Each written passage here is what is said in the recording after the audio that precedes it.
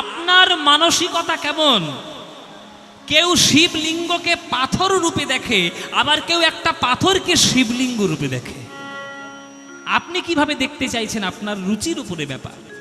এই যে দেখুন, এখানে যে শিবলিঙ্গ নিশ্চয়ই আছে, প্রভু আমার দেবাদিদেব মহাদেবের নিশ্চয়ই লিঙ্গ মূর্তি পুজো হয়। কেউ সাধারণ মানুষ যারা এসে বলবে এটা একটা পাথরের টুকরো, আবার কোন একটা লোক এসে বলবে বাবা এই আমাদের শিব ঠাকুর। তাহলে কেউ পাথরকে শিব বলছে, আবার কেউ শিবকে পাথর বলছে। তাহলে কার মানসিকতা কেমন তার উপরে যেমন ভগবানের রূপটা নির্ভর করে, তেমনি আপনার ভগবানের দেখার দৃষ্টিটা কেমন তার উপরে ভগবানের নিরাকার সাকার ব্রহ্ম হওয়ার বিষয় বাসনা স্থাপনা হয়। বুঝতে পারলেন কথাটা? এই জন্যে মুসলিম ভাইরা তারা ভগবানকে নিরাকার বলে, চাঁদ তার একটা সিম্বল করে দিয়েছে, ওটাই আমাদের ভগবান। কেন? ওইটাই বিশ্ব ব্রহ্মাণ্ড জুড়ে ভগবানের রূপ তারা মনে করতে চায়।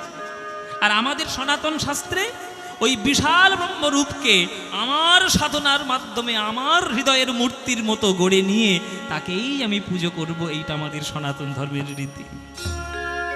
যেমন আপনার বাবা যদি মারা যান, তাহলে বাবার ছবি নিশ্চয়ই একটা ঘরে থাকবে। তাহলে বাবা মারা গেছেন কিন্তু বাবার ছবি আছে। তাহলে আপনার মন যখন দুঃখিত হবে, বাবা বাবা করতে যখন ইচ্ছে করবে, তখন আপনি বাবাকে তো পাচ্ছেন না, কার কাছে যাবেন? বাবার ছবিটার কাছে যাবেন, ওটাকেই বাবা মনে করবেন, ওটাকেই বাবা মনে করে ওটাকেই আগলে বুকে রাখবেন, মনের কথা জানাবেন। তেমনি ভগবানের একটা আমরা রূপ দিয়েছি আমাদের ভাবনার মাধ্যমে। ওই রূপটার কাছে মনের কথা বললে মন যেমন হালকা হয়, ওই রূপটাকেই আপনার হৃদয়ের ধন বলে মনে করে তাকেই মূর্তি রূপে পুজো করা হয়। এই হচ্ছে দর্শন।